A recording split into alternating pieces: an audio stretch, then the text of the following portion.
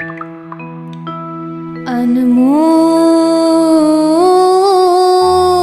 वचन। पंज प्याले पंज पीर, छठम पीर बैठा गुर भारी।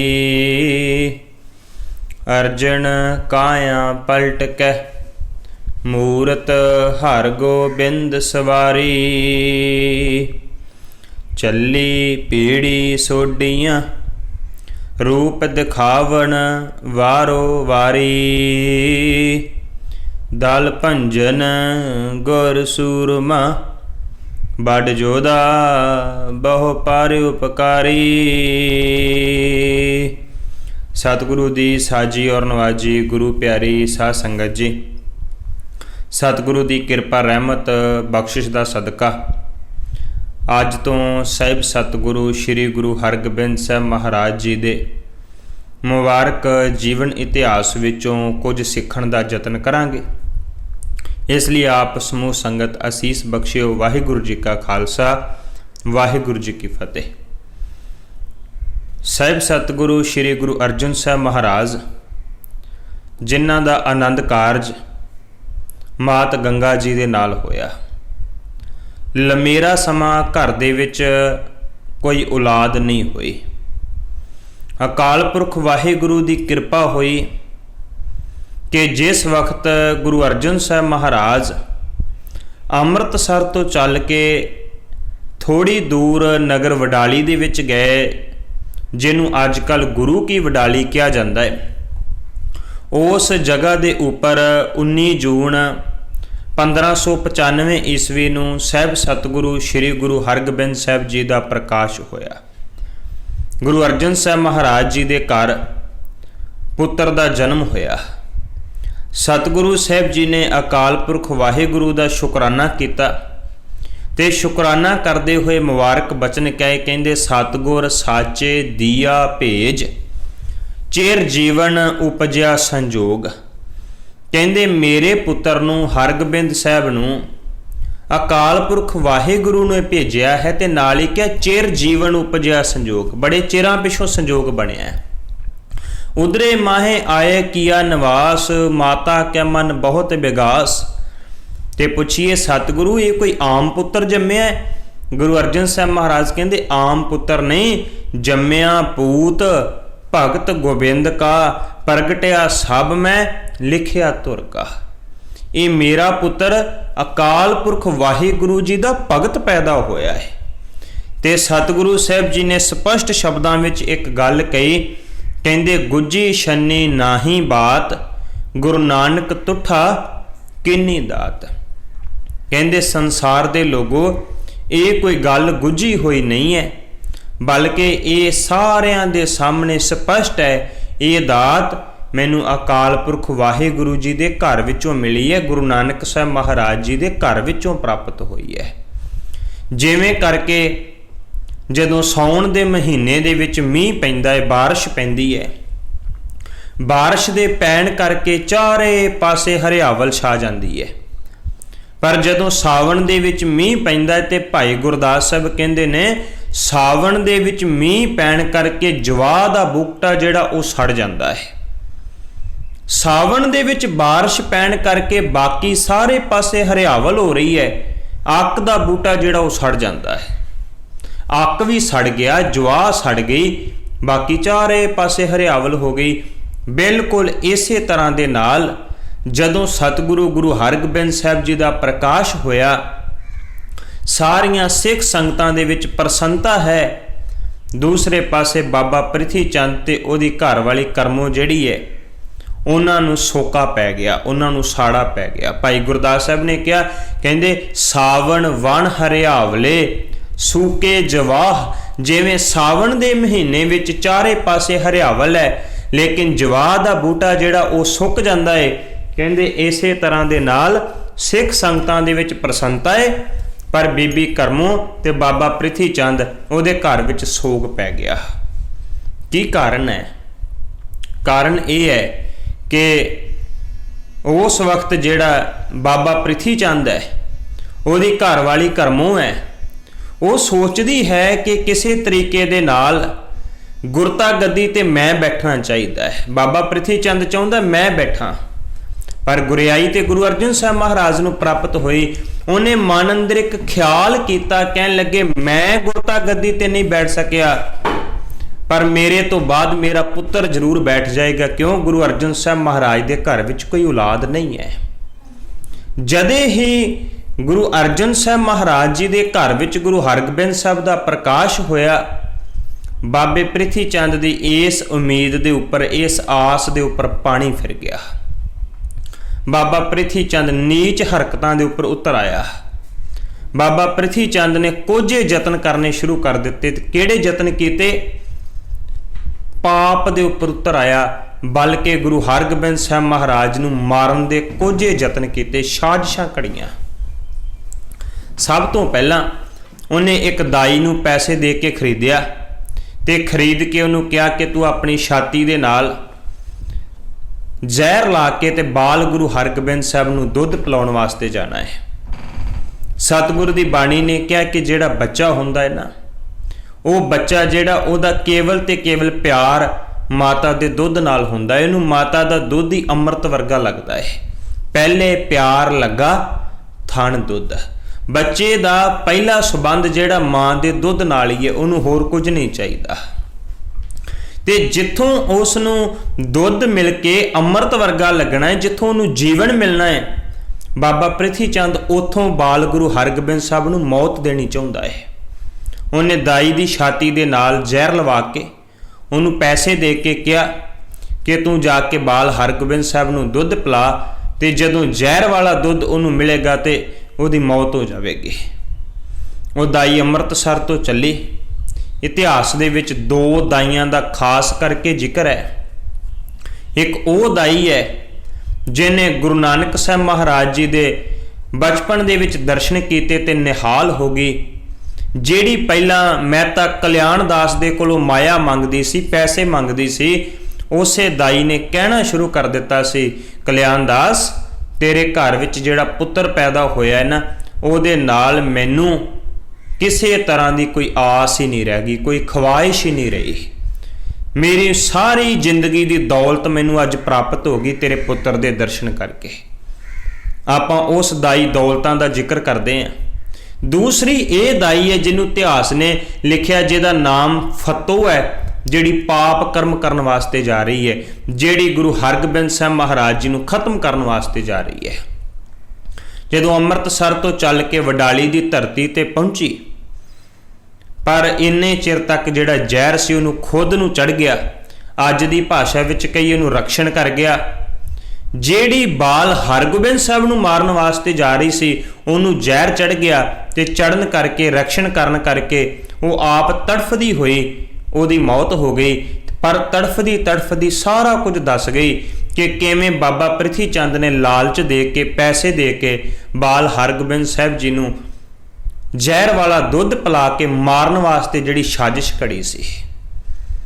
ਜਦੋਂ ਇਸ ਗੱਲ ਦਾ ਪਤਾ ਸਿੱਖ ਸੰਗਤਾਂ ਨੂੰ ਲੱਗਾ ਤੇ ਸਿੱਖ ਸੰਗਤਾਂ ਦੇ ਮਨ ਵਿੱਚ ਬਾਬਾ ਪ੍ਰਿਥੀ ਚੰਦ ਦੇ ਪ੍ਰਤੀ ਬੜਾ ਗੁੱਸਾ ਆਇਆ। ਬਾਬੇ ਪ੍ਰਿਥੀ ਚੰਦ ਨੇ ਦੂਸਰਾ ਹਮਲਾ ਕੀਤਾ। ਉਹਨੇ ਇੱਕ ਸਪੇਰੇ ਨੂੰ ਖਰੀਦਿਆ। ਕਹਿਣ ਲੱਗਿਆ ਅੱਗੇ ਤੇ ਛਾਤੀ ਨੂੰ ਜ਼ਹਿਰ ਲਵਾ ਕੇ ਦੁੱਧ ਦੇਣ ਵਾਸਤੇ ਭੇਜਿਆ ਸੀ, ਪਰ ਉਹ ਜ਼ਹਿਰ ਚੜਨ ਕਰਕੇ ਮਰ ਗਈ। ਕਹਿਣ ਲੱਗਿਆ ਤੇਰਾ ਕੰਮ ਬੜਾ ਸੌਖਾ ਹੈ, ਤੂੰ ਆਮ ਲੋਕਾਂ ਨੂੰ ਆਮ ਸੱਪ ਦਿਖਾਉਣੇ ਹੈ, ਜਿੱਥੇ ਤੇਰਾ ਦਾ ਲੱਗੇ ਬਾਲ ਹਰਗੋਬਿੰਦ ਸਾਹਿਬ ਲਾਗੇ ਜਾ ਕੇ ਤੂੰ ਜ਼ਹਿਰੀਲਾ ਸੱਪ ਛੱਡ ਦੇਣਾ ਹੈ। ਆਪੇ ਬਾਲਕ ਹੈ, ਬੱਚਾ ਹੈ, ਉਹਨੂੰ ਸੱਪ ਡਸੇਗਾ, ਉਹਦੀ ਮੌਤ ਹੋ ਜਾਏਗੀ।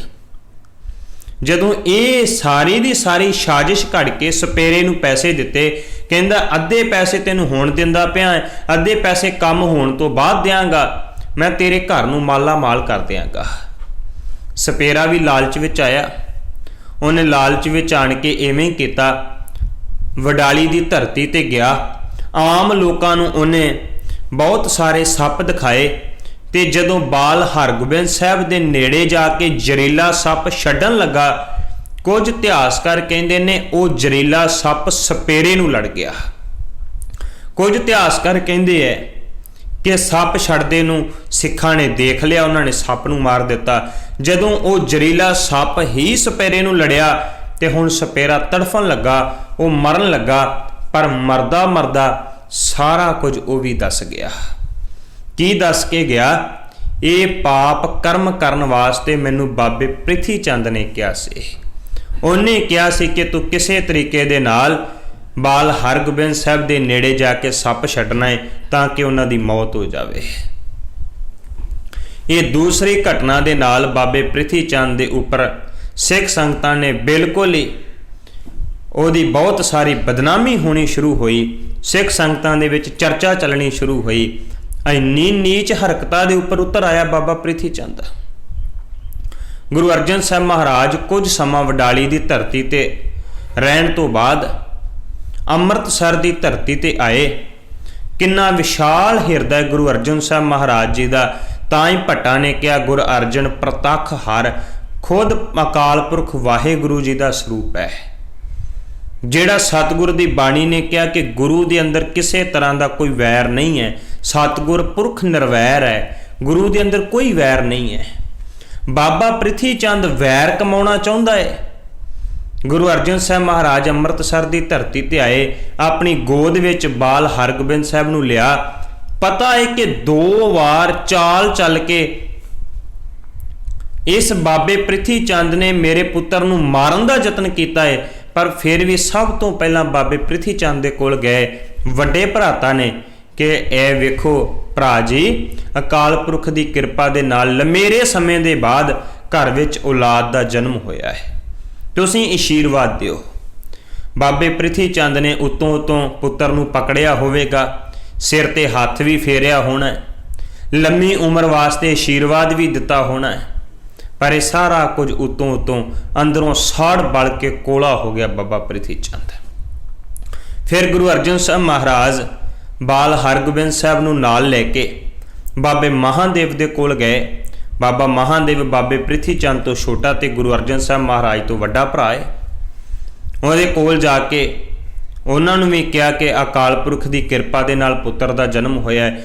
बाबा महादेव वो ने जिन्हां ने ना ते बाबे प्रिथी चंद का कोई पाप कर्म विच साथ दिता ते ना ही उन्होंने गुरु अर्जन साहब महाराज का कोई साथ दिता। वो दोवां तो निर्लेप रहे, वखरे रहे, अपने मस्त सुभाव दे विच उन्होंने जीवन बतीत किया। बाबे महादेव ने भी बड़ी प्रसन्नता दे नाल बाल गुरु हरगोबिंद साहब नूं आशीर्वाद दिता। सतगुरु साहब कुछ समा अमृतसर की धरती ते रुके। इत्थे रहिंदियां होइयां हुण बाबे प्रिथी चंद ने बाल गुरु हरगोबिंद साहब महाराज के उपर तीसरा हमला किया। किहड़ा हमला किया? उन्हें एक खिडावे नूं खरीदिया। वो खिडावा जात का ब्राह्मण सी ते खिडावे नूं खरीद के कहा, कहन लगे पहली बार मैं एक दाई नूं भेजिया, भावें वो मेरा काम सफल नहीं हो सकिया। दूसरी बार सपेरे नूं भेजिया, वो भी मेरा काम सफल नहीं हो सकिया। हुण तीसरी बार मैं तेनू पैसे देंगा। लालच विच आया वो ब्राह्मण, वो खिडावा, ते साजिश केड़ी घड़ी गई कि दही दे विच जां खाने दे विच जहर पा के बाल गुरु हरगोबिंद साहब नूं खवा दिता जाए। इवें कीता गया। खिडावा हर रोज़ बाल गुरु हरगोबिंद साहब नूं खिडाउंदा रहा। जदों घर दे विच भरोसा बज गया, फिर उन्हें एक दिन दही दे विच जहर मिला के बाल गुरु हरगोबिंद साहब नूं खवाउण दा यतन किया। वो खवाउण दा यतन करदा है, बाल गुरु हरगोबिंद साहब खांदे नहीं ते वो चीकां मारन लगे।